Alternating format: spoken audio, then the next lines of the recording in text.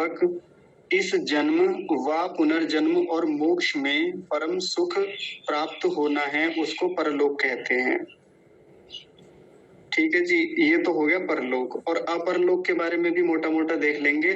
जो परलोक से उलटा है, उलटा जिसमें दुख विशेष भोगना होता है, वह अपरलोक है ना। जो परलोक का उल्टा हो गया वो अपरलोक हो गया। लेकिन एक शब्द आपने देखा होगा, बड़े अजीब तरीके से मैंने इसको पढ़ा, इसको आपको लगा होगा कि अरे ये तो क्या बोल दिया, हमने तो आज तक उल्टा सुना है, उल्टा। लेकिन यहाँ मैंने बोला उलटा, है ना। तो सही शब्द तो यही होता, उलटा। जैसे किसी चीज को उलट देना, पलट देना, तो उलटा, उलट देना, ये लगभग समानार्थी शब्द हैं। तो ये शब्द तो यही सही है, उलटा। तो जो इससे उलटा है, विरुद्ध है, इसके ऑपोजिट है, उसको अपरलोक। तो पहले परलोक को समझ लेते हैं। पहले मैं सामान्य बात करना चाहूंगा इसके बारे में, ऋषि की परिभाषा को हम बाद में देखेंगे। तो वो जन सामान्य में क्या बात प्रचलित है, सामान्य बात क्या है? वो है, जब हम परलोक शब्द सुनते हैं तो उसको सुनने के बाद में हमारे मन में कुछ ऐसी धारणाएं बिठा रखी हैं, बना रखी हैं झूठे शास्त्रों के माध्यम से, कि परलोक यानी कोई दूसरा कोई लोक होता होगा, कोई ऐसा स्थान बना हुआ है जहां और भी प्राणी रहते हैं, या जहां कोई और स्थितियां हैं, जहां मरने के बाद हम चले जाएंगे या मरने से पहले हम थे, ऐसा समझा जाता है। और वो कोई स्थिति विशेष है जहाँ कुछ स्वर्ग जैसा माहौल बना होगा या एक नरक नाम की जगह होगी, तो ऐसा कोई परलोक होता होगा। ऐसी धारणाएं बनी होती है ना परलोक को लेके। और उस परलोक के लिए क्या किया जाए, तो फिर बहुत सारी कहानियों में, पौराणिक कहानियों में, कथाओं में, प्रसंगों में ऐसा देखने में आता है कि आप दान करो तो आपको परलोक अच्छा मिलेगा, आपका परलोक बड़ा अच्छा रहेगा। आप ऐसे अनुष्ठान करो तो आपको जो परलोक है उसको सुधर जाएगा आपका परलोक। ऐसे कहते ना, परलोक सुधर जाएगा, माता पिता की सेवा कर लो आपका परलोक सुधर जाएगा। या और भी ऐसे ऐसे करके कई बार लालच देने के माध्यम से, आप गाय की बलि दे दो, ये कर दो, ऐसे अनुष्ठान कर लो तो आपका परलोक सही हो जाएगा, सिद्ध हो जाएगा। कुल मिला के हमको परलोक के कुछ स्वप्न दिखाए जाते हैं, कुछ अलग ही स्वरूप समझाया जाता है। तो ऋषि की भाषा में आज समझते हैं ये परलोक क्या है। तो वो कह रहे हैं, जिसमें सत्य विद्या करके, देखिए एक एक शब्द को बड़ा ध्यान पूर्वक सुनेंगे, क्योंकि ऋषि ने परिभाषा लिखने के पीछे बड़ा चिंतन किया होगा, तब हमारे लिए ऐसी बातें लिखी। जिसमें सत्य विद्या करके परमेश्वर पूर्वक। तो जब परलोक की बात आती है तो उसमें सबसे पहली शर्त हो गई, सबसे पहली एक महत्वपूर्ण बात हो गई, सत्य विद्या करके। सत्य विद्या करके का मतलब क्या हो गया? सत्य विद्या प्राप्त करके, सत्य विद्या का ग्रहण करके, अर्जन करके, एक शर्त हो गई। दूसरा बताया परमेश्वर की प्राप्ति पूर्वक, उसमें परमेश्वर की प्राप्ति भी हो रही है।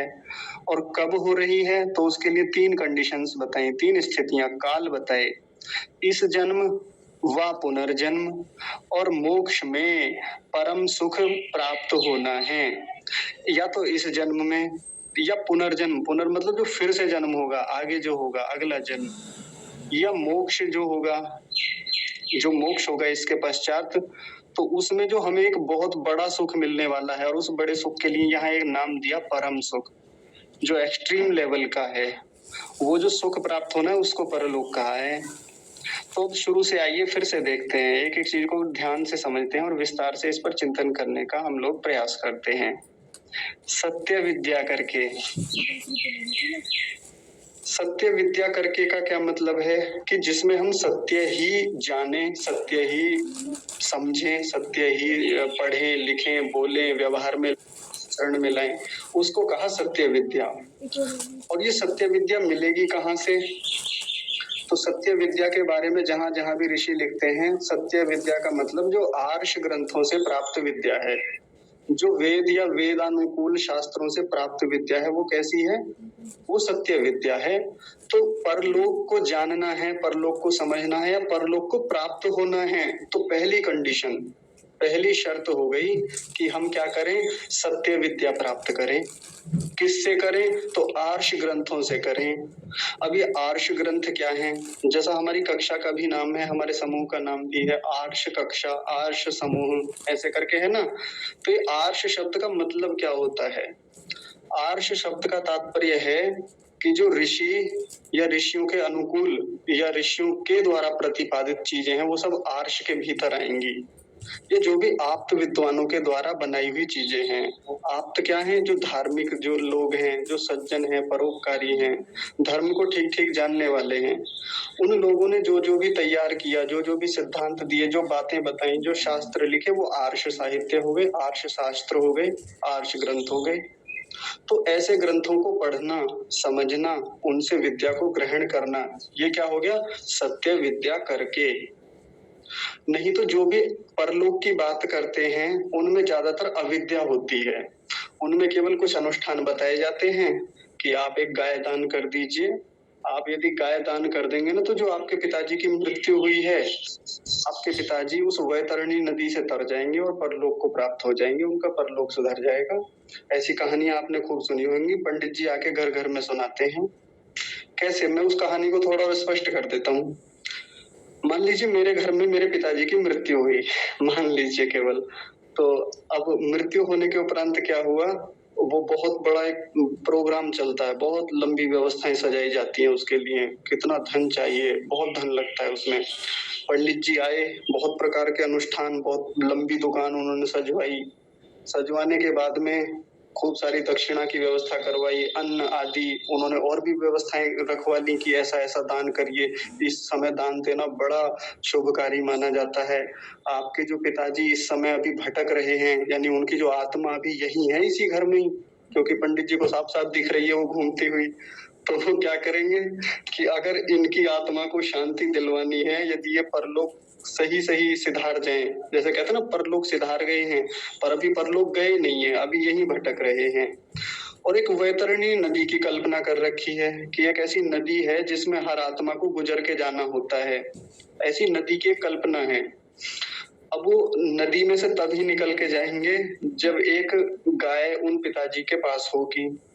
देखिए ऐसी कहानियां बताई जाती हैं कि उस नदी के पास एक गाय छोड़नी पड़ेगी और वो गाय मैं छोड़ के आऊंगा और आपके पिताजी उसकी पूंछ पकड़ के पार हो जाएंगे, लेकिन वो गाय हो तो आप दो वो गाय कहाँ से आएगी, आप दो, यजमान देंगे, यानी जिसका पिता मरा है, जिसका कोई संबंधी मरा है, आप एक गाय दान कर दो और मैं उस गाय को वैतरणी नदी के किनारे बांधाऊंगा और वो जब पार होगी उसमें से तो आपके पिताजी उसकी पूंछ पकड़ के पार हो जाएंगे। मैं अपनी ओर से कहानी नहीं बता रहा, कभी कोई ये समझे घर घर में होता है ये पौराणिकों के, हिंदुओं के, और ऐसे ही पार करवा रहे हैं सबको, ऐसे ही परलोक गमन चल रहा है मामला। असत्य विद्या, ऋषि ने कहा सत्य विद्या करके, और वो क्या कर रहे हैं, असत्य विद्या करके, झूठी बातों का प्रचार प्रसार करके।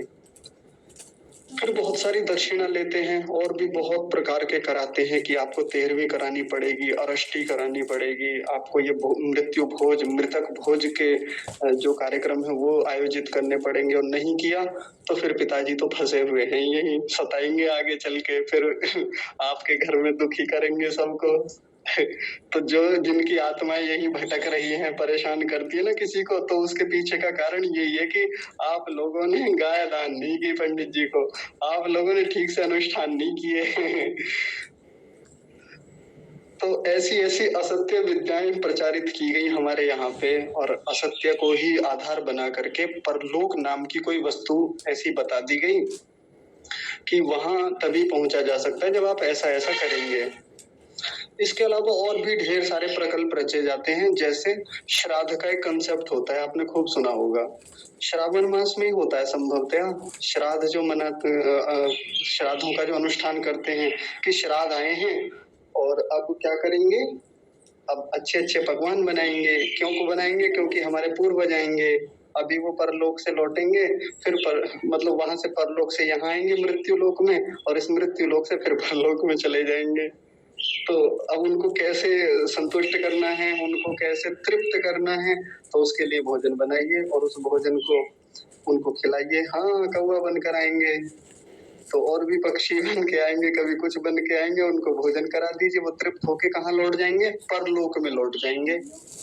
ये मैं बार बार उसी शब्द को बता रहा हूँ कि ऐसा ही शब्द गढ़ करके, ऐसा ही शब्द का निर्माण करके उन्होंने ये इस शब्द को खराब किया है, परलोक शब्द को, और इसके बड़े विकृत स्वरूप को हमारे सामने, हमारे समाज के सामने, सामान्य लोगों के सामने, जिन लोगों में बहुत अच्छा स्तर नहीं है, जिन लोगों की विद्या का बहुत ऊंचा स्तर नहीं है, उन लोगों का पागल बनाया, बेवकूफ बनाया, मूर्ख बनाया, और फिर अपनी दुकानें सजाते रहे उसके आधार पे। और ये पूरे महीने भर चलता है ये कार्यक्रम, और हम कभी ये प्रश्न नहीं करते, हमारे भीतर इतना विवेक ही नहीं है, हम इतने ऊंचे ऋषियों की संतान, हम इतने महान पूर्वजों के वंशज, हम ये भूल गए कि विद्या नाम की भी कोई चीज होती है। हम परलोक को एक बार ठीक से स्वयं भी तो जाने, हम स्वयं भी तो कुछ अध्ययन करें। पंडित जी ने जैसा कह दिया, या किसी भी बड़े साधु ने, या किसी ने भी जो साधु नहीं है वास्तव में, या जो पंडित नहीं है, पंडित के नाम पे बस आ गया है हमारे घर में, तो हमने उसकी बातें मान के परलोक की कोई और ही कल्पना कर रखी है कि पंडित जी ही उस वैतरणी नदी से पार कराएंगे, पंडित जी ही है एक ऐसा माध्यम जो करा देंगे। तो हमको परलोक को समझना है तो सबसे पहली शर्त होगी सत्य विद्या करके, जिसमें हमने सत्य विद्या को ठीक ठीक समझा है, जाना है, अर्जित किया है। और वो सत्य विद्या कहाँ से मिलती है? तो वो मिलती है आर्ष ग्रंथों से। तृतीय समोल्लास में, सत्यार्थ प्रकाश जो पुस्तक है, उसके तृतीय समोल्लास में ऋषि दयानंद ने इन्हीं आर्ष ग्रंथों को, या इसी सत्य विद्या को प्राप्त करने के लिए पूरी विधि लिखी है कि ऐसे ऐसे पढ़ें, पहले इसे पढ़ें, फिर उसे पढ़ें, फिर उसे उसे उसे पूरा क्रम लिख रखा है। और उन्हीं क्रमों को समझाते हुए बीच में बड़ी कमाल की बात लिखते हैं, सभी लोग बड़े ध्यान से समझेंगे उस बात को। उन्होंने लिखा है कि आर्ष ग्रंथों को पढ़ना ऐसे है जैसे एक डुबकी लगाना, जैसे समुद्र में एक डुबकी लगाना और बहुमूल्य रत्नों का प्राप्त करना। किसी गोताखोर ने समुद्र में डुबकी लगाई, बस एक डुबकी लगाई और नीचे गया, एक बार में ही ढेर सारे मोती निकाल के ले आया, बहुत सारे बहुमूल्य रत्न निकाल के ले आया जो समुद्र में नीचे होते हैं। तो वैसे ही आर्ष ग्रंथों का पढ़ना होता है। आप कोई एक ग्रंथ उठाइए और बस थोड़ी देर 1 घंटे स्वाध्याय कर लीजिए, इतना कुछ मिल जाता है, इतना कुछ मिल जाता है जिसकी आप कल्पना नहीं कर सकते। जिसको ये पंडे पुजारी, ओझे, तांत्रिक, मुल्ला, मौलवी ये घंटों घंटों प्रवचन करते रहेंगे ना, ये जो बाबा तथा कथित कथावाचक जो बैठे हुए चिल्लाते रहते हैं वहां से, बक बक करते रहते हैं, उनका महीने भर का भाषण और हमारा 1 घंटे का स्वाध्याय, ये ज्यादा भारी है, ये ज्यादा प्रभावशाली है। इसलिए कहा कि आर्ष ग्रंथों का पढ़ना ऐसे है जैसे एक गोता लगाना और बहुमूल्य रत्नों का प्राप्त करना। वही दूसरी बात और लिखी ऋषि दयानंद ने कि अनार्ष ग्रंथ जो झूठे ग्रंथ हैं, घटिया बातें हैं, जो पुराण आदि शास्त्र हैं, उनका पढ़ना कैसा होता है कि जैसे उनको पढ़ना और पढ़ने के बाद में खूब परिश्रम करना और फिर भी कुछ हाथ न लगना। तो उसका एक उदाहरण बताया कैसे, जैसे बहुत बड़ा पहाड़ खोदा और कौड़ियां हाथ लगी, कौड़ियां, कौड़ी मतलब एक सामान्य सा कुछ पत्थर वगैरह होता होगा ऐसा कुछ, तो उसका हाथ लगना। खोदा पहाड़ निकली चूहिया वाला मामला है, इतना बड़ा पहाड़ खोदा और बस एक छोटा सा पत्थर हाथ लगा, बस सामान्य सा। ऐसा ही होता है, पूरा का पूरा पुराण पढ़ डाला, हाथ कुछ लगा नहीं। पूरे के पूरे वो असत्य शास्त्र जो हमारे घरों में रखे रहते हैं कई बार धर्म ग्रंथों के नाम पे, पूरा पढ़ डाला और उसमें से लेश मात्र भी कोई काम की बात मिली नहीं हमको, या मिली तो बहुत थोड़ी सी मिली। और वही आर्ष ग्रंथों को जब हम पढ़ते हैं तो आप सब लोगों का पीछे अध्ययन भी रहा है, पिछले दिनों आपने आर्ष ग्रंथों को पढ़ा भी है, तो क्या करते हैं, जैसे ही पढ़ के निकलते हैं तो जो आनंद होता है, जो सुख होता है, वो तो विशिष्ट होता है। इसलिए जब भी मैं किसी को कहता हूँ कि आप पढ़ाई शुरू कीजिए, भले ही अभी आपका स्तर नहीं है, भले ही आपने पहले आदत नहीं है आपको स्वाध्याय करने की, लेकिन मैं तो हमेशा जो सुझाव देता हूँ, जो किसी को बताता हूँ कि आपको कहाँ से पढ़ना शुरू करना चाहिए, तो सीधे ऋषि के ग्रंथ। किसी को लग सकता है कि जी सीधे कैसे पढ़ लें, ये तो बड़ा कठिन मामला है, तो मैं तो हमेशा कहता हूँ कोई बात नहीं, थोड़ा समय लग जाएगा, थोड़ी कठिनाई शुरू में होगी, तब करना पड़ेगा शुरू में, लेकिन उन झूठे ग्रंथों या जो फालतू के ग्रंथ है इधर उधर के, उनमें उलझाने की बजाय सीधा एक उत्तम रीति से आप पढ़ें, वहां से जो बहुमूल्य रत्न आपको मिलने हैं आप वो ग्रहण करें। तो हम सभी को सत्य विद्या के लिए हमेशा प्रयत्नशील रहना चाहिए। अब आगे देखिए, इसी सत्य विद्या को ग्रहण करके कि जिन ग्रंथों में सत्य विद्या के माध्यम से परमेश्वर के बारे में बात की गई है कि उस परमेश्वर की प्राप्ति कैसे की जाए। जैसे एक शास्त्र है योग दर्शन। योग दर्शन में परमात्मा की प्राप्ति के लिए पूरी विधि है और उस विधि के अंतर्गत कैसे समझा जाए पूरी प्रक्रिया को, वहाँ पूरे रास्ते भी बताए गए हैं। तो परमेश्वर की प्राप्ति का जो एक पूरा मार्ग है, पूरी व्यवस्था है, पूरी प्रक्रिया है, पूरी साधना की पद्धति है, उस सब को जान करके योग दर्शन तो एक नाम लिया, ऐसे कई सारे शास्त्र हैं। सांख्य दर्शन भी वैसा ही है, वह भी उसी के समानांतर चलता है, परमेश्वर प्राप्ति की ही बात करता है। ये इसके अलावा उपनिषद है, मनुस्मृति है, ऐसे जो ग्रंथ हैं, तो इन सबको पढ़ करके परमेश्वर की प्राप्ति पूर्वक, परमेश्वर की प्राप्ति भी होती है इसमें। देखिए, परलोक जिस स्थिति का नाम है उसमें परमेश्वर की प्राप्ति होना एक महत्वपूर्ण शर्त है। पहले सत्य विद्या पढ़ी, सत्य विद्या को आचरण में लेके आए, आचरण में लाने के बाद में परमेश्वर की प्राप्ति के लिए पूरे प्रयत्न किए। जब परमेश्वर की प्राप्ति हुई, अब देखिए उसके बाद में भी और रह जाता है। हमारे यहाँ तो एक कंसेप्ट दिया जाता है कि परमेश्वर की प्राप्ति हो गई तो कल्याण हो गया, यही अंतिम लक्ष्य है, परम लक्ष्य है। लेकिन नहीं, ये हमारे जीवन का परम लक्ष्य नहीं है। परमेश्वर की प्राप्ति भी हमारा साध्य है, हमको प्राप्त करना है, लेकिन उसके अभी आगे देखिए क्या कहते हैं, इस जन्म व पुनर्जन्म और मोक्ष में परम सुख होना है। परम सुख को प्राप्त होना है तो उसको परलोक कहा है। तो परमेश्वर की प्राप्ति हो गई है, अब क्या है, उसके बाद में मोक्ष होना है। और वो कब होना है, तो उसके लिए कहा कि इस जन्म व पुनर्जन्म में, या तो इसी जन्म में मोक्ष हो जाए या पुनर्जन्म यानी अगले जन्म में मोक्ष हो जाए, मुक्ति हो जाए।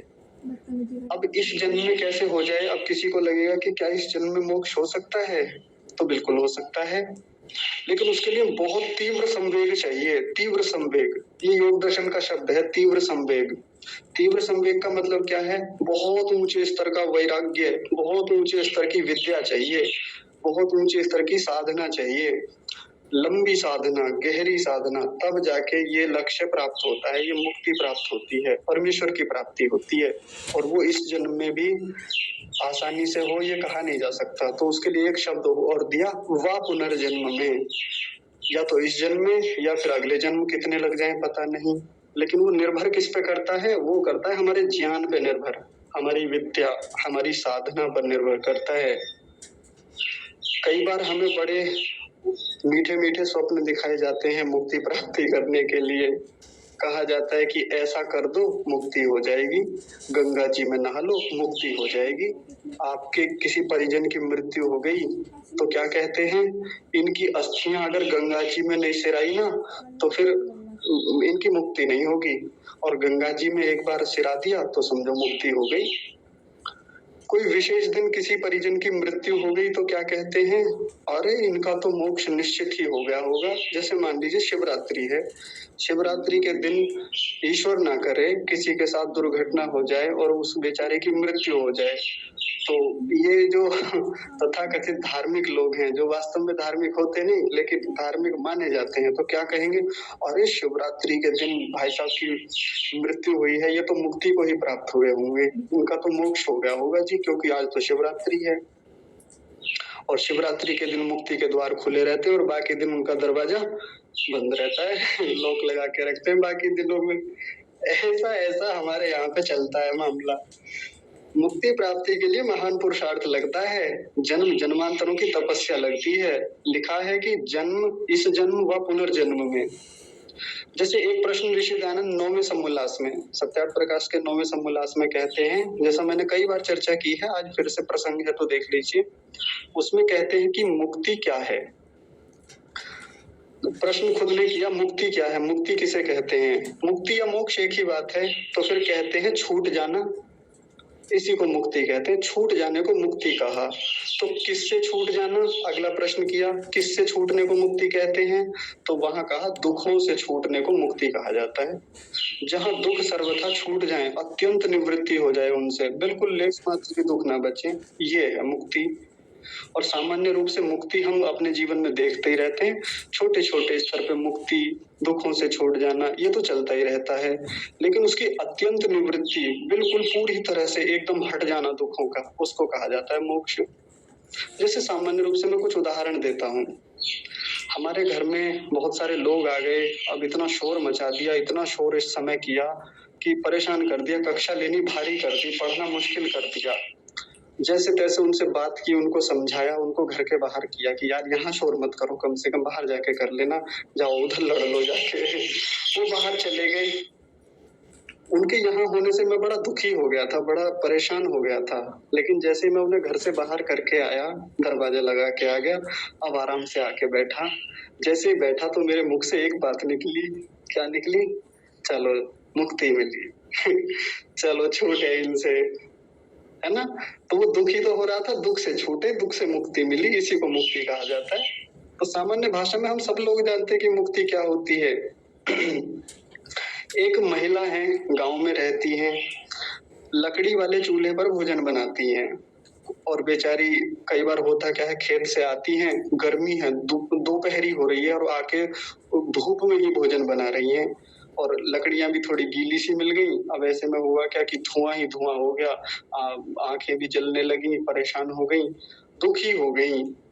लेकिन कुछ दिनों बाद सरकार की ओर से व्यवस्था हुई, उज्ज्वला योजना के अंतर्गत इन्हें एक सिलेंडर मिल गया और इन्हें चूल्हा भी मिल गया और अब घर के भीतर बैठ के एकदम जिस कमरे में सोती है उसी कमरे में सिलेंडर रख लिया और उसमें भोजन बना रही है धूमधाम से, दोपहरी में, रात में, जब मन किया। बारिश पड़ रही है, कोई कोई समस्या नहीं। और जिस दिन पहली बार ये भोजन बना के बैठी तो इन्होंने क्या किया, क्या कहा? चलो मुक्ति मिली, उस दुख से मुक्ति मिली। वो जो खपना पड़ता था, वो जलना पड़ता था, दुखी हो जाते थे, परेशान हो जाते थे, मुक्ति मिली उससे। यही तो है मुक्ति। और क्या है मुक्ति? बस जिस मुक्ति का जो कंसेप्ट शास्त्र कहते हैं या जिसके लिए यहाँ ऋषि दयानंद कह रहे हैं कि मोक्ष को प्राप्त हो जाना, उसको परलोक कहते हैं या परम सुख को प्राप्त हो जाना। ये थोड़ी और आगे की बात है। ये ये ये जो हमको संसार के दुख दिखते हैं, ये थोड़ा स्थूल दुख है, मोटे मोटे दुख हैं जो साफ साफ दिखते हैं। इनसे छूटने के लिए हम हर दिन प्रयत्न करते ही रहते हैं। लेकिन कुछ और भी बारीक दुख हैं, कुछ और सूक्ष्म हैं जिनको हम कई बार देख नहीं पाते। जो हमारे बंधन हैं, जो हमारे क्लेश हैं, वो बड़े दुख हैं। जो हमारी अविद्या है, वो बड़े दुखों का कारण है। उनको हटाना है, उनसे छूट जाना है, वो मुक्ति है। बस सीधी सी बात है। लेकिन वो ऐसे प्राप्त नहीं होती कि गंगा जी में नहा लिए तो हमारे क्लेश भी समाप्त हो गए, हमारे पुण्य पाप कर्माशय खत्म हो गए, ऐसे नहीं होंगे। या किसी को दान दे दिया या किसी को कुछ कर दिया तो उससे खत्म हो जाएंगे, नहीं। परोपकारों के कामों से भी हमारी मुक्ति नहीं होती। बहुत गहरी बात है। हम जो दान करते हैं, हम जो दक्षिणा देते हैं, हम जो लोकोपकार के काम करते हैं, गरीबों की सहायता करते हैं या किसी भी प्रकार का उपकार का काम, यहाँ तक कि यज्ञ भी करते हैं, इनसे भी मुक्ति नहीं होती। किसी को बड़ा अजीब लगेगा कि आई ऐसा कैसे? वो एक भाषा है ना, आए ऐसा करके, ऐसा मुंह से निकला होगा। नहीं होती तो नहीं होती, अब इसमें क्या करें? तो उसके लिए कुछ और कर्म है, उसके लिए निष्काम कर्म की बात करते हैं। उसके लिए हमारे शास्त्रों ने निष्काम कर्म के बारे में कहा है। जब भी निष्काम कर्म की बात आती है तो हमारे मन में एक ही शास्त्र आता है, कौन सा? श्रीमद् भगवद गीता।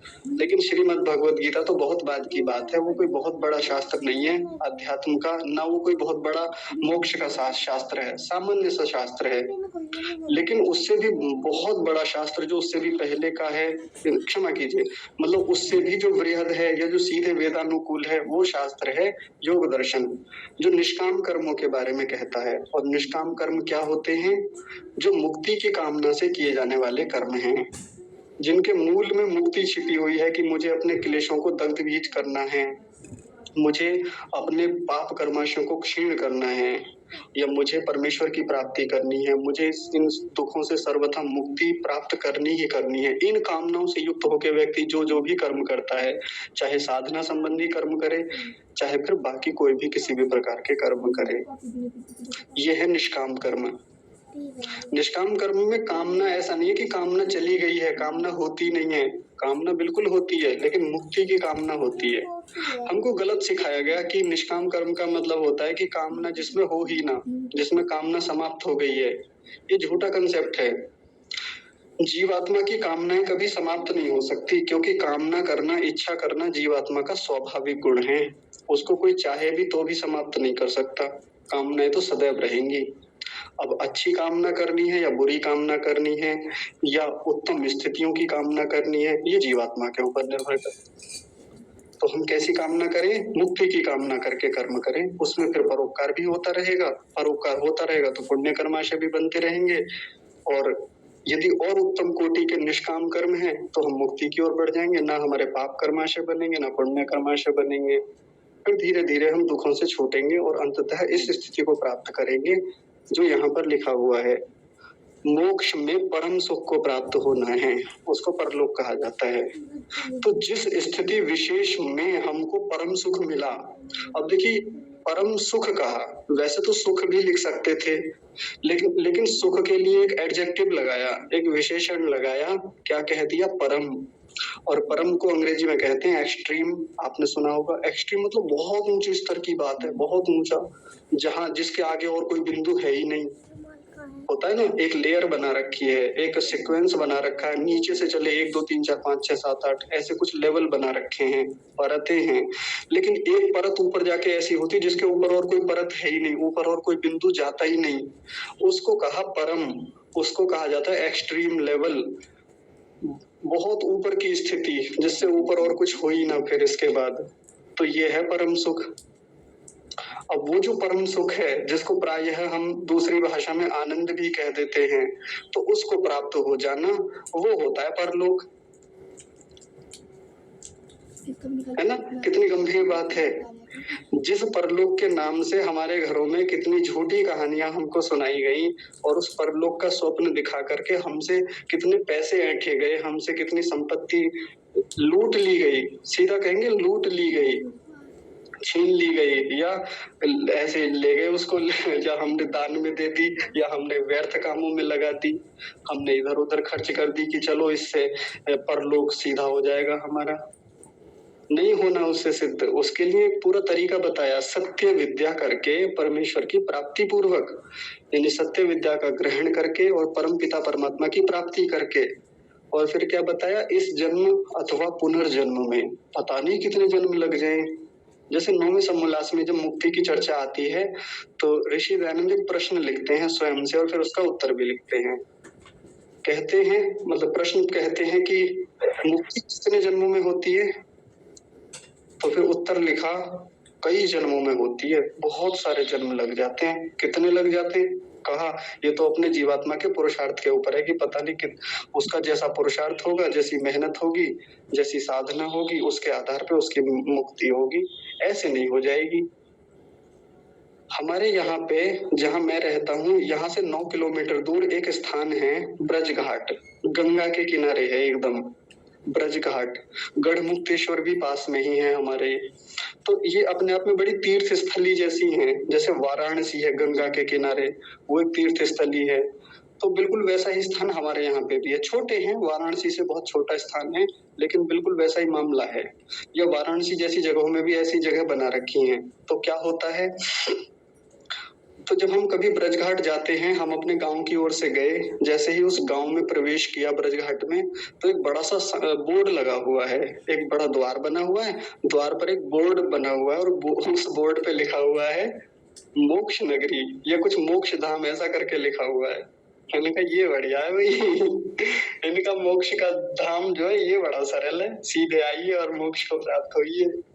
हमारे शास्त्र तो ये कहते हैं कि मुक्ति प्राप्ति के लिए एक बड़ी लंबी प्रोसेस है, अष्टांग योग का पालन करना है आपको, सभी प्रकार की अज्ञानताओं अविद्याओं को दूर करना है, इतना पढ़ना है, इतना चिंतन मनन है, इतनी लंबी साधना है, उसमें भी संप्रज्ञात समाधि है, असंप्रज्ञात समाधि है, कितना झंझट है, कितनी मेहनत है। और ये सीधा सा इधर कोई रास्ता जाता है, मुश्किल से 500-700 मीटर का रास्ता है उस द्वार से लेके और गंगा जी तक जाने के लिए, और वहां चिताएं जल रही हैं। तो चिता जल रही है और चिता जहाँ जल रही है वहीं कुछ चोटीधारी बैठे हैं जो सच में वो चोटियों का अपमान करते हैं। चोटीधारी होने का मतलब कुछ और होता है, जो एक बड़ा श्रेष्ठ धारण करना होता है, श्रेष्ठ गुणों को धारण करना जिनका उद्देश्य है। तो ये तो चोटी धारण करने के नाम पे, जनेऊ धारण करने के नाम पे पाखंडी बैठे हुए हैं वहां पे, जो वहां आने वाले यजमानों को, यजमान छोड़िए, मतलब जिनके परिजनों, जिनकी मृत्यु हुई है उनके परिजनों को बिठा करके उनकी उस स्थिति का लाभ उठा करके, क्योंकि जब शोकाकुल कोई व्यक्ति होता है, कोई दुखी व्यक्ति होता है जिसके परिवार में किसी की मृत्यु हुई है, अब कुछ भी करा लीजिए उससे डरा के उसको, एक तो पहले ही टूटा हुआ है वो बड़ा दुखी है कि मेरा तो परिजन चला गया, उसकी मृत्यु हो गई। अब उसको डर भी है कि अगर मृत्यु हो गई तो जैसा सुन रखा है आज से पहले कि अगर ऐसा हो गया तो वैसा कर देगा, कहीं आत्मा भटकती ना रह जाए, समाज क्या कहेगा। एक सबसे बुरी बीमारी है समाज क्या कहेगा, इसलिए सारे प्रपंच रचवा के आता है वहां पे, सब कुछ वो घटिया तरीके सब करेगा, इतने पैसे उसमें व्यय करेगा जो नहीं करने के हैं, और जहां धन लगाना चाहिए वहां लगाएगा नहीं। धन किस पे लगना चाहिए? धन लगना चाहिए उत्तम समिधाओं पे, सामग्री पे, घृत पे। तो घी कितना ले जाएगा? 1 किलो, 2 किलो, 3 किलो, ज्यादा से ज्यादा 5 किलो, बस। सामग्री कितनी? इतनी ले जाएगा सामग्री भी, छोटे छोटे पैकेटों में, वो भी घटिया सामग्री, कुट्टी कटी हुई, पेड़ों की छालों की कटी हुई, ऐसी सामग्री ले जाएगा। और उनमें पैसे कितने खर्च करता है? 1000, 2000, बस इससे ज्यादा नहीं करेगा। लेकिन इसके अलावा वहां पाखंड करने के नाम पे, या उन पाखंडियों ने जैसा कह दिया है, या घर आके जब वो मृत्यु भोज आदि आयोजित करता है तो वहां 50-50 हजार रुपए खर्च कर रहे हैं, लाखों तक हो जाते हैं, इससे भी कई बार ऊपर गाड़ी जाती है। वो सब करता रहता है, फिर हर साल करेगा उसी पाखंड को श्राद्ध के महीने में। ये सब अविद्या के लक्षण हैं, अविद्या से युक्त होकर किए जाने वाले कर्म हैं। और इसके लिए दोषी ये सब लोग हैं जिन्होंने ऐसी घटिया परंपराएं चला दी। बहुत बड़ा पाप लगेगा जो लोग ऐसा करते हैं। स्वयं तो नरक के भागी होंगे, स्वयं तो बड़े दुखों को भोगेंगे ही निश्चित रूप से, इतनी बड़ी जनता को, इतने बड़े संसार को गलत दिशा में धकेल रहे हैं। तो अपने लोगों को मुक्ति को सही से समझना चाहिए, ईश्वर प्राप्ति को एक ठीक से सत्यता से समझना चाहिए, और उससे भी पहले सत्य विद्या कैसे प्राप्त की जाए उसको ठीक से समझना चाहिए। इसमें एक विषय है, देखिए ध्यान से, इसमें लिखा है परमेश्वर की प्राप्ति करके, और उससे पहले सत्य विद्या करके। जब सत्य विद्या होगी, जब ठीक ठीक पहले जाना जाएगा परमेश्वर को, और परमेश्वर को प्राप्त करने का जो एक ही मार्ग है अष्टांग योग, उसको समझा जाएगा, तब परमेश्वर की प्राप्ति होगी। तो हमारे यहाँ तो परमेश्वर की प्राप्ति के भी बहुत सारे ऐसे शॉर्टकट बना रखे कि हम परमेश्वर के दर्शन करा देंगे, आप आ जाओ। तो बहुत सारे ऐसे ध्यान साधना केंद्र हैं जहाँ वो सीधा सीधा इस बात को कहते हैं कि हम करा देंगे दर्शन। तो इसमें ऐसा क्या है, इसकी बस थोड़ी फीस ज्यादा लगेगी, इसकी दक्षिणा थोड़ी ज्यादा है, उसके लिए पूरे बढ़िया उन्होंने भव्य भवन तैयार कर रखे हैं, भव्य जो साधना के लिए स्थलियां होनी चाहिए वो तैयार कर रखी हैं। क्योंकि भाई अब सामान्य व्यक्ति तो जाएगा नहीं, उन इतने भव्य भवन जो बना रखे हैं, इतनी ऊंची ऊंची अट्टालिकाएं आयोजित कर रखी हैं, उनमें छोटी छोटी साधना स्थली बना रखी हैं, हर प्रकार की उनमें सुविधाएं हैं। तो जो उन इतनी बड़ी सुविधा से युक्त जो वो स्थलियां बना रखी हैं, उनमें सामान्य व्यक्ति साधना करने के लिए नहीं जाएगा। बड़ा व्यक्ति जाएगा तो क्या करेगा? बड़ा पे करेगा, उसके लिए बड़ा भुगतान करेगा। बड़ा भुगतान करेगा तो और आगे को और उसकी शाखाएं खोली जाएंगी कि जी हमारी एक शाखा कहाँ है? प्रयागराज में है, एक शाखा कहाँ है? केदारनाथ में है, एक कहाँ है? इधर है जी। तो आप यहाँ आ जाइए साधना करने के लिए। किसी ने उत्तराखंड में, किसी ने हरिद्वार में, किसी ने ऋषिकेश में बना रखी है।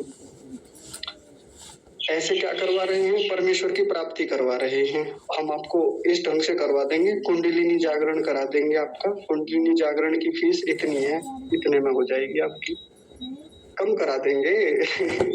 अरे ठीक ठीक लगा लो। तो यहाँ भी बिजनेस चलता है कि ठीक ठीक लगा देंगे, आप आ जाइए, उनसे करवा देंगे बात। अच्छा आपको दर्शन ही तो करवा देंगे, आप आ जाइए।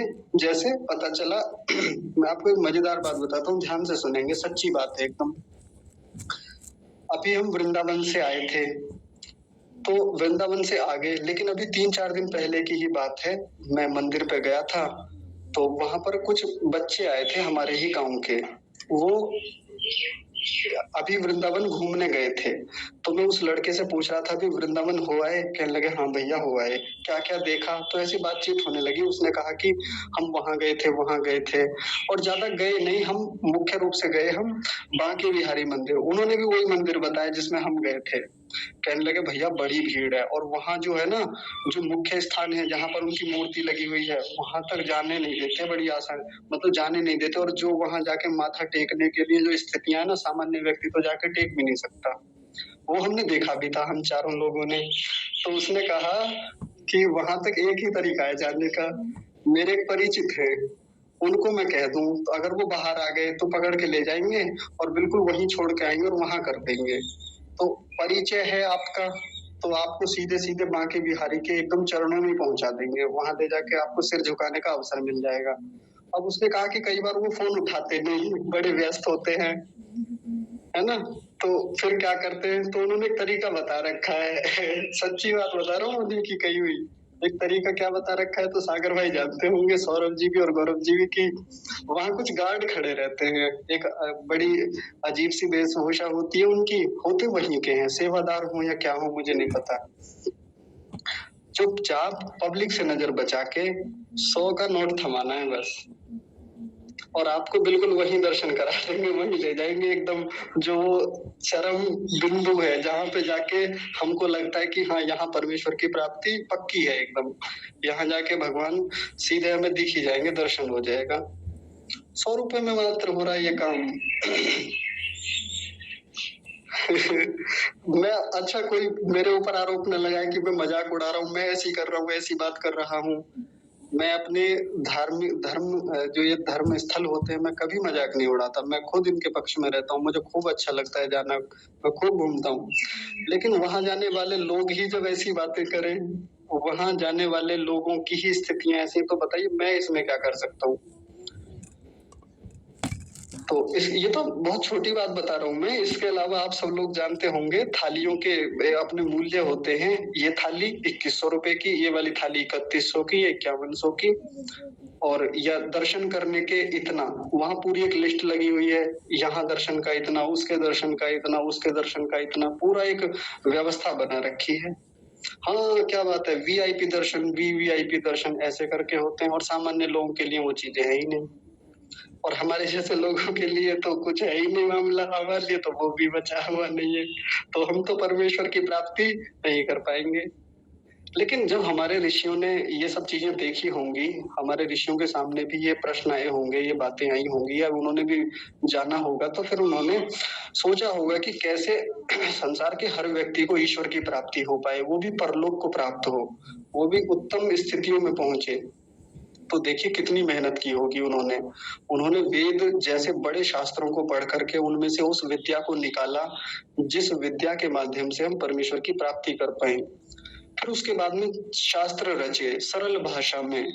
ये तो सरल भाषा ही है, किसी को, हमको कठिन लग रही है बस अभी, कि जैसे योग दर्शन है, सांख्य है, न्याय है, वैशेषिक है, वेदांत है, मीमांसा है, ये 11 उपनिषद आदि ग्रंथ हैं, कि ये तो बड़े कठिन ग्रंथ हैं। अभी हमें लग रहे हैं कठिन जब तक हम खोलते नहीं है। लेकिन उन्होंने वेद के गूढ़ मंत्रों में से, जिसको हमने कहा था गुप्त परिभाषणें, जिनमें गुप्त परिभाषण छिपा हुआ है, गहरी बातें हैं जिनमें रहस्य हैं, उन रहस्यों को निकाला और हमारे सामने ऐसे रख दिया थाली सजा के, जैसे ये थाली सजा के रख देते हैं 2100 की थाली, 2200 की थाली, ऐसी सजाई है ऋषियों ने। लेकिन वो थाली हमें पसंद नहीं आती, बस बात ये है।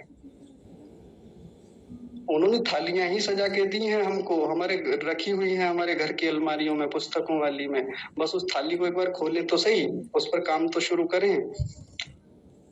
लेकिन हमको लगता है कि शायद एक नारियल से काम हो जाए, शायद एक दीपक जलाने से बात बन जाए, शायद उधर जल चढ़ाने से मामला ठीक हो जाए, या कहीं यात्रा विशेष करने से शायद दिख जाए परमात्मा, या कहीं से और से चमक जाए किसी क्षेत्र में से, कहीं से। वो होता है ना कि एक हाथी जैसा बना हुआ है, हाथी ज्यादा बड़ा नहीं है, लेकिन अब उसके बीच में इतना सा ही घेरा है कि कोई छोटा सा बालक निकल जाए, इतना सा है बस।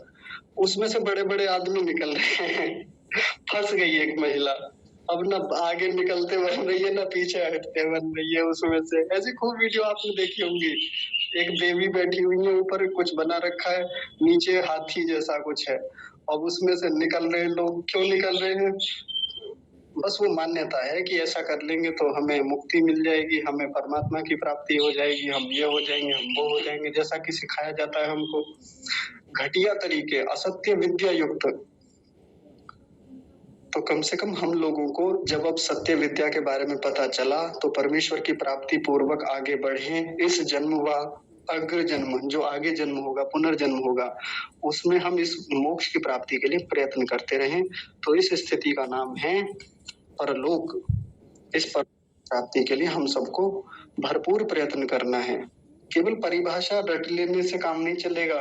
परिभाषा रटे सबसे पहले तो यही चीज होती है, लेकिन अगर हमको परिभाषा केवल रट ली है, याद कर ली है, कंठस्थ कर ली है, इतने से बात नहीं बनने वाली।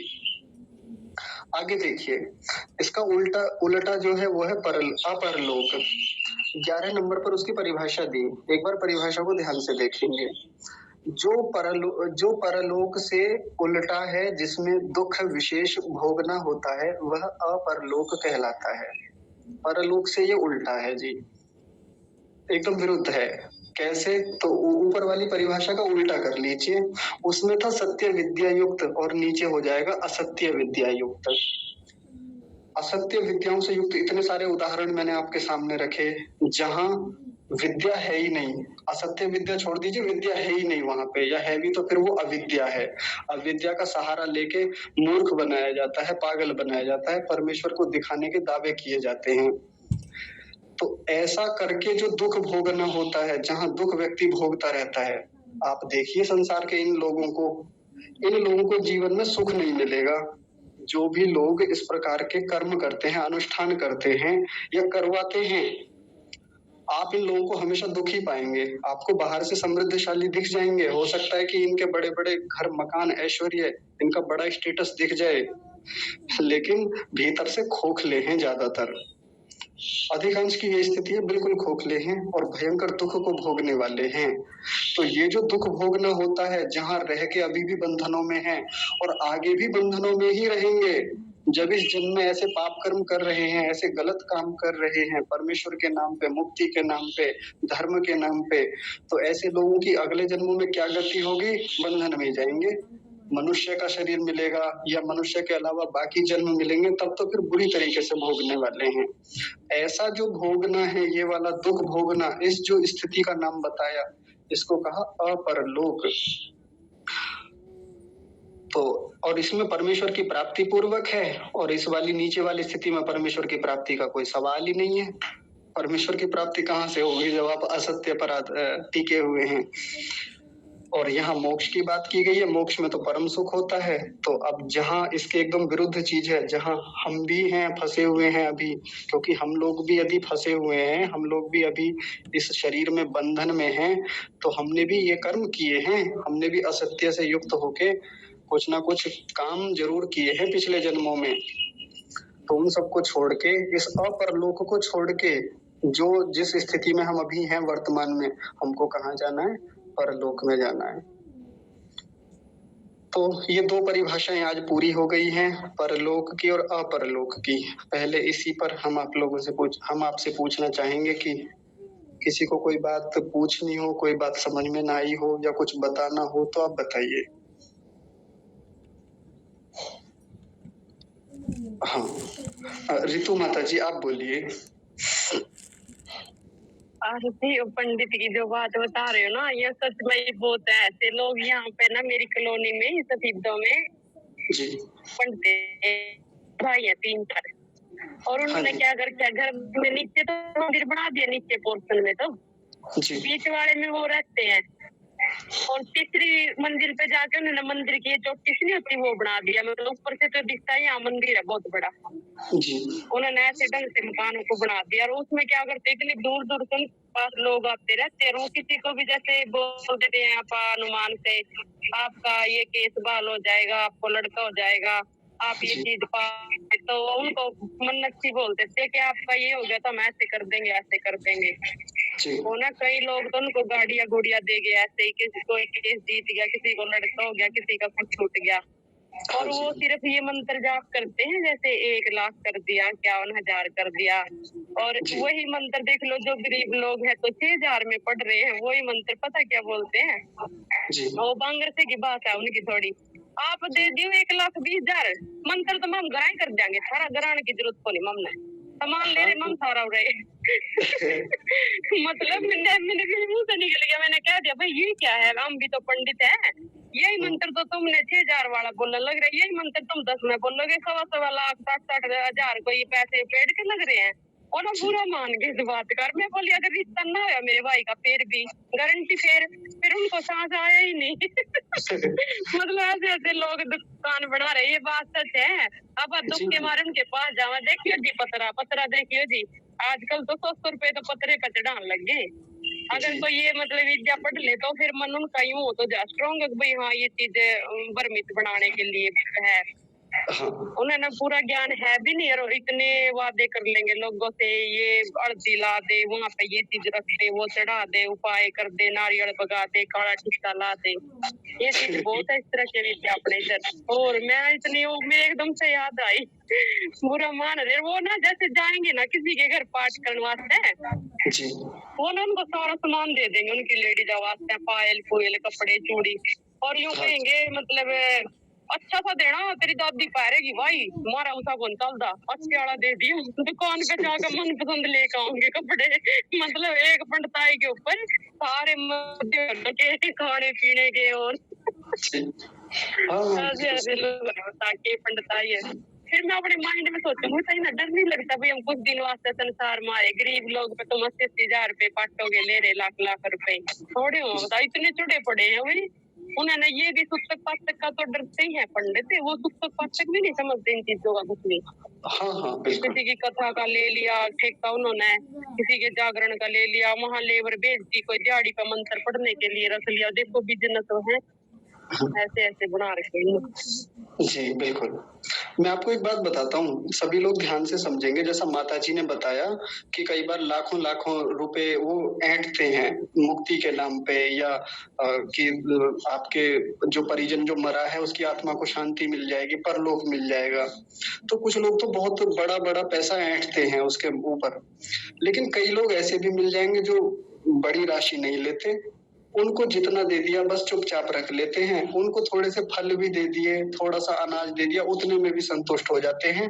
तो अब हमको वो रास्ता बढ़िया लगने लगता है कई बार कि देखो ये भी तो पंडित जी हैं, ये भी तो, इन्होंने भी तो केवल थोड़ा सा पाखंड किया, पाखंड उन्होंने भी किया है, गलत मार्ग उन्होंने भी अपनाया है, वो भी उल्टे सीधे मंत्र बोल के गए थे, उन्होंने भी बिल्कुल उसी रीति से कराया है, लेकिन हाँ बस पैसे ज्यादा नहीं ऐंठे।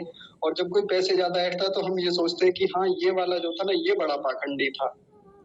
कम पैसे लेने वाला भी यदि असत्य काम करता है, गलत मार्ग पे ले जाता है, धर्म के विरुद्ध करता है, असत्य विद्या से युक्त होके करता है, तो वो भी इतना ही दोषी है, भले कोई ज्यादा पैसे ले रहा है कोई कम ले रहा है।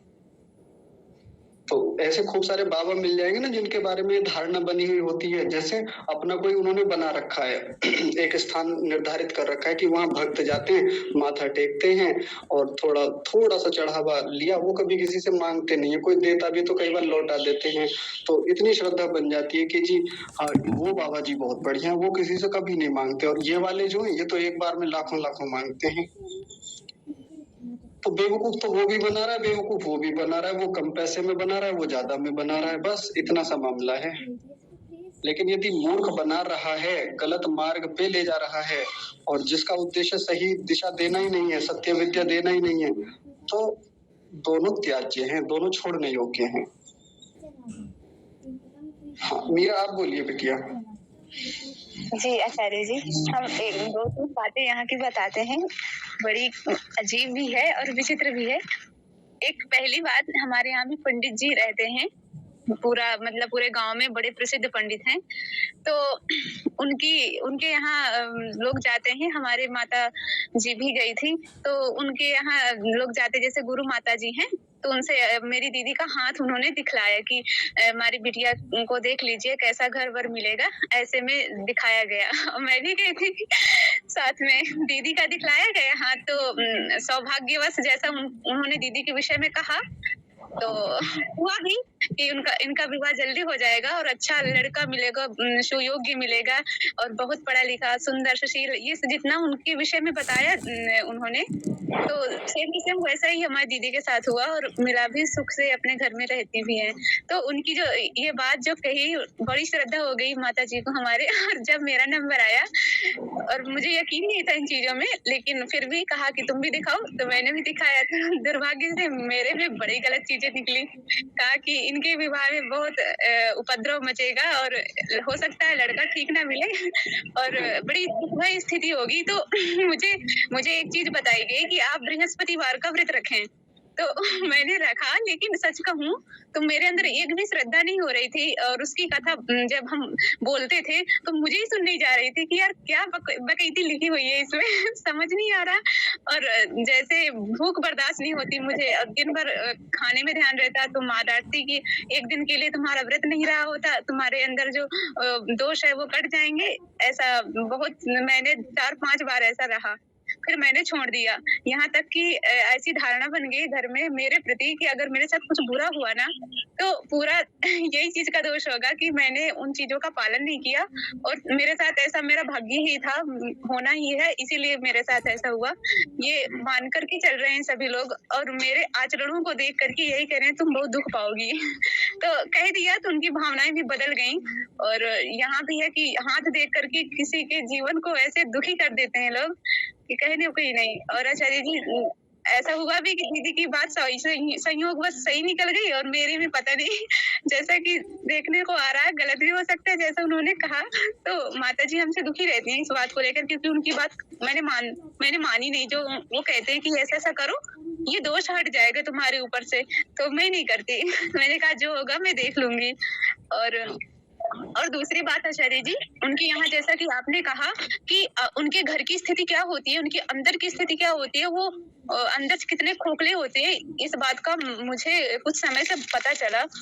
मतलब उन्हें एक भी शास्त्रों का ज्ञान नहीं होगा, उन्हें पुण्य पाप का एक भी मतलब पता नहीं होगा। अगर पता होता तो वो किसी अमोद बच्चे को, किसी वो जीव जो अभी इस दुनिया में आया भी नहीं, उसको मार देने तक का उनके पास विचार रहता और ऐसा कर चुके हैं। कहते हैं पाप नहीं लगता इससे, इतने छोटे बच्चे को नहीं लाना चाहते दुनिया में तो उन्हें मार देते हैं। और मुझे यही आश्चर्य हुआ कि अन्य लोग ऐसा करे तो समझ आता है कि उन्हें ज्ञान नहीं है, ठीक है, लेकिन ये लोग खुद ऐसा करते हैं। तो ऐसी उनकी स्थिति देख करके आज बड़ा अफसोस हो रहा था कि उन्हें कुछ भी नहीं पता और कुछ भी नहीं पता, दूसरों को ज्ञान देते हैं ऐसे। ये बात थी आचार्य जी, बहुत खोखलापन है आचार्य जी, सच में। और सबकी बात नहीं है, जो ऐसे हैं उनके अंदर की बात है, वो सच में ऐसे बहुत दुखी रहते हैं सच में। हाँ बिल्कुल। चलिए बहुत बढ़िया, आप इन सब चीजों का अंतर समझ पाते हैं, सत्य विद्या क्या है, असत्य विद्या क्या है। ठीक है, शोभा माता जी आप कह रहे हैं? हाँ बिल्कुल। एक बात मैं भी कहना चाहूंगी, ये हवन कैसे करते हैं पौराणिक लोग। मैंने एक बार ना मंदिर का वो हुआ उद्घाटन जी, मूर्ति पधराई गई, पता नहीं क्या हुआ था, तो मैंने देखने के लिए कि मैंने कहा ये लोग कैसे करते हैं हवन। तो गई, मैं बैठी रही, काफी भीड़ थी। तो उन्होंने क्या किया, जब बहुत प्रज्वलित हो रही थी बेटा अग्नि, तो पानी लिया गिलास में, जोर जोर से मारने लगे। मैं बीच में बोल पड़ी तो मेरे सारे चिपट गए। मैंने कहा ये क्या कर रहे हो, अग्नि को तुम जो है ना प्रज्वलित हुई भी को जो है ना शांत कर रहे हो, ऐसा नहीं करते। अरे तो फिर तो वो चिपट ही गए सारे, मैं तो चुप हो गई क्योंकि मैं तो अकेली थी, अनजान जगह थी ये। जी। तो बेटे ये ऐसे करते हैं, मतलब मैंने फिर बाद में 1-2 और जगह भी देखा, ये क्यों अग्नि को बुझा देते हैं। हाँ पता नहीं क्या बीमारी क्या है इनमें, मैं तो बीमारी कहूँगा। इतनी प्रज्वलित तेज होती भी को और उसके ऊपर गिलास में पानी लगे धम धम धम धम धम करके और उसको शांत कर देते हैं। मतलब शांत क्या करते हैं, वो धुआं ही धुआं कहते हैं। धुआं बहुत लाभदायक है, धुआं बहुत लाभदायक। जानते नहीं है ना, कई बार तो ऐसा भी होता है कि जैसे हवन कर रहे हैं हम, अब उसमें से लकड़ियां यानी समिधाएं ज्यादा लग गई, तो उसमें कुछ हो नहीं पा रहा है, आगे जल नहीं पा रही है। अब ऐसे में हम कोई चिमटा आदि लेके और उसको थोड़ा सा करने लगे, कुरेदने लगे। नो नो नो, ऐसे नहीं करते, ये तो गलत बात है, ऐसा नहीं किया जाता। इसमें इसको छेड़ते नहीं है अग्नि को बिल्कुल भी। घटिया बातें, पता नहीं क्या क्या चलता है। ये भी है, ये तो हमारे समाजियों में भी है बेटे। हाँ जी, हाँ, अपने लोगों में भी है ये, वो वहीं से है, संस्कार तो लोगों वही में बहुत ज्यादा है। जी। चलिए, शोभा माता जी आप बताइए। जी, मैं ये साधा प्रणाम मोहित रश्मि, मैं ये पूछ रहा था, पृथ्वी लोक कौन से लोक में शामिल है? पावर लोक कि अपावर लोक? दूसरा, ये आपका प्रश्न समझ में नहीं आया। पृथ्वी लोक कौन से लोक में शामिल है? पावर लोक में शामिल है कि अपावर लोक में शामिल है? अच्छा अच्छा, हाँ, और दूसरी शंका है कि हाँ, स्वर्ग लोक ऊपर है, नरक लोक नीचे है। मैंने पुराणों में इसका अध्ययन किया है, क्या ये सत्य है कि मिथक है? हाँ, बताते हैं। इसमें पहला जो प्रश्न आपने कहा कि पृथ्वी लोक परलोक के अंतर्गत आएगा, अपर लोक के अंतर्गत आएगा, तो देखिए ये वाला जो लोक का जो कंसेप्ट चलता है ये अलग है।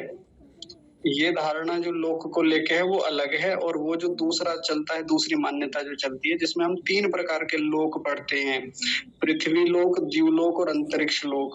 वो स्थान की दृष्टि से लोक कहे जाते हैं कि कोई ऐसा स्थान है, जैसे जहाँ पृथ्वी जिस पर हम रहते हैं, जिस पर मनुष्य आदि प्राणी रहते हैं, इसको हम कहेंगे पृथ्वी लोक। ऐसे इसका क्लासिफिकेशन होता है। दूसरा क्या होता है इसी में, एक होता है अंतरिक्ष लोक, जहाँ सारे ग्रह उपग्रह परिक्रमा करते हैं, और एक होता है द्युलोक। द्युलोक कहते हैं ये जो जितने भी प्रकाश करने वाले सूर्य चंद्रमा आदि पदार्थ हैं, इनको द्युलोक कहते हैं। तो ये तो स्थान की दृष्टि से क्लासिफिकेशन ऑफ लोक, यानी लोक का क्लासिफिकेशन होता है, वर्गीकरण किया जाता है। और ये जो है, ये जो जिसको हमने परलोक और अपरलोक आज समझा, 2 चीजें होती हैं, ये किसी की स्थिति विशेष को बता रहे हैं, सुख या दुख की जो स्थितियां हैं। बस ये क्लासिफिकेशन का दूसरा तरीका है। बाकी किसी को इनको पृथ्वी आदि को किस में रखें वैसा कुछ नहीं है, वो एक अलग चीज है। और दूसरा जो आपने पूछा कि स्वर्ग ऊपर है, नरक कहीं नीचे है, पाताल में है, ऐसा करके जो एक और सिद्धांत चलता है लोगों को लेकर के, वो कल परसों की कक्षा में ही आ जाएगा। कल तो नहीं, परसों आ जाएगा। ये स्वर्ग क्या है, नरक क्या है, तो वो हमें विस्तार से बताऊंगा स्वर्ग के बारे में, नरक के बारे में। ठीक है जी। जी, अगला जो आगे 2 कल हो जाएंगे, और 2 और जो आएंगे वो स्वर्ग और नरक ही हैं अगले, तब उसमें देख लेंगे। सौरभ जी आप बताइए। आचार्य जी सादर नमस्ते। नमस्ते जी। आचार्य जी बस ऐसा ही कहना था, बस एक छोटी सी घटना, मतलब जैसे पंडित जी आते हैं घर, क्योंकि अब घर के लोग हैं तो पंडित जी आते जाते रहते हैं, तो और पंडित जी वो दरअसल आचार्य जी वो मेरे थोड़े मतलब मेरे ननिहाल के पास से ही आते हैं, तो ऐसे ही लोग, मम्मी उनको जानती है तो लोग मामा मामा कहते हैं ऐसे ही, तो भाई अब बात है तो मैं भी मामा कह देता हूँ। ऐसे आचार्य जी वैसे वो बैठे थे एक दिन, तो मैंने उनसे थोड़ी बहुत वो चीजें, जैसे वो भूत प्रेत क्या क्या वो चीजें करते रहते हैं, उनका यही काम है, उनका इसी से पूरा घर चलता है और पूरा व्यापार इसी पे आधारित है उनका। वो न जाने कितने कितने का यज्ञ के पैसे आचार्य जी मतलब खूब थोक के भाव में लेते हैं, मतलब 50,000 60,000, कुछ पैसे की कोई गिनती ही नहीं है, इतने पैसे लेते हैं। हालांकि मेरे घर वाले भी दिए हैं, मैं उनको वैसे मैं उन सब चीजों पे ज्यादा ध्यान देता नहीं, क्योंकि भाई उनका अपना काम है, वो अपना करते रहते हैं। मैं समझाने का प्रयास भी नहीं करता, क्योंकि मुझे पता है अगर मैं समझाने जाऊंगा तो इनके जरा उल्टे सीधे सवाल आएंगे, पहले अपने ऊपर काम करो फिर काम।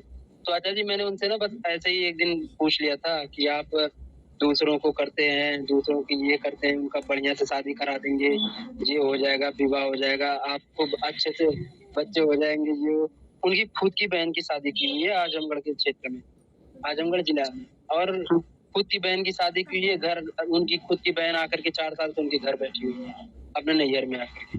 मैंने ऐसे ही पूछ लिया कि इनके बारे में आपने कुछ नहीं चर्चा किया, कभी अपने पत्र उत्तर नहीं पलटे कि इनके बारे में भी सोचा जाए कि मुझे आकर के यहाँ बैठिए, या वो लड़का अगर वो दारू पी रहा है कोई ऐसा 1500 लगा के आप यज्ञ कर दीजिए ताकि वो ठीक हो जाए, वो अपने घर जाएं, अच्छे से रहें, सुख से रहें।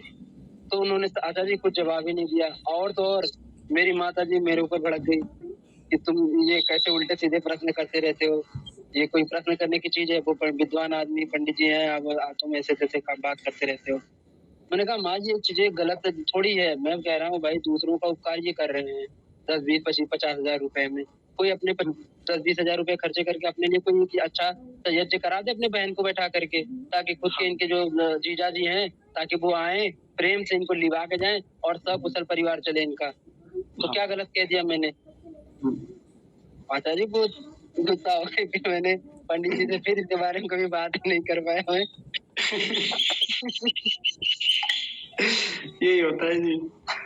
घर वाले चिपट जाते हैं पौराणिक, ये सबके घर में है। आचार्य जी, जी जी बोलिए गार्गी भाई। अच्छा जी, क्या आचार्य जी जैसे कि सोने की रिंग में पत्थर की कोई रिंग पहनने से दुख कटता है? आपने प्रयोग किया है? नहीं, वो जो है ना रुकिए रुकिए। वो प्रमोद भैया है ना, वो प्रमोद भैया उन्होंने एक लेडीज से बात करवाई थी, तो मैं अपनी सब तकलीफें उनको बताई तो कहने लगी आप पता नहीं कौन सा एक पत्थर का नाम धरी, सही कि इनको आप धारण करिए, गणपति भगवान को पूजा कीजिए, इससे आपके दुख जो है कम होगा। प्रमोद भैया जोड़े थे, एक लेडीज से बात करवा रहे थे, तो वही मैं आप लोगों से पूछ रही हूँ, सबसे बताइए। किससे बात कराई थी आपकी? पता नहीं कोई एक लेडीज थी, उनसे बात करवाए थे प्रमोद भैया ने। हाँ समझ गया। अब पहले हाँ तो जी। बहन जी एक चीज ठीक कर ले थोड़ी सी, बस आप अन्यथा मत लीजिएगा, मैं ऐसा करवाता ही हूँ। लेडीज नहीं होती, लेडीज बहुत सारी होती है। लेडी, आप लेडी कहिए, ठीक है? लेडी का मतलब होता है एक महिला और लेडीज का मतलब होता है बहुत सारी महिलाएं।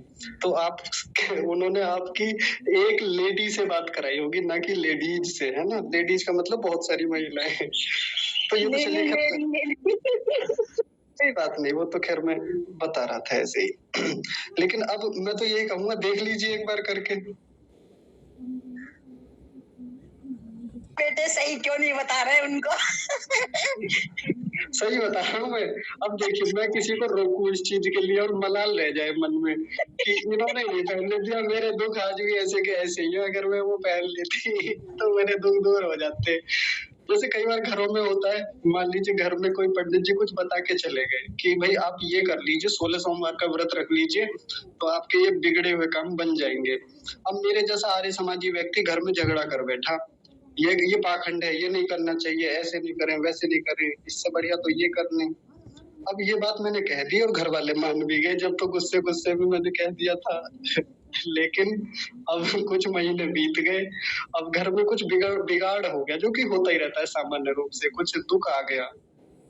अब सारे घर वाले मेरे ऊपर चढ़ जाएंगे, यही आर्य समाजी इसलिए नहीं रखन दिए वो 16 सोमवार के व्रत, अगर रख लेते तो ये बला ना आती हमारे घर में, ये दुख ना आते आज। तो मैं तो कहता हूँ देख लीजिए। जैसे एक और उदाहरण मैं देता हूँ। एक बार एक बहन जी का मेरे पास फोन आया, वो कहने लगी भैया एक सलाह चाहिए। मैंने कहा जी बताइए।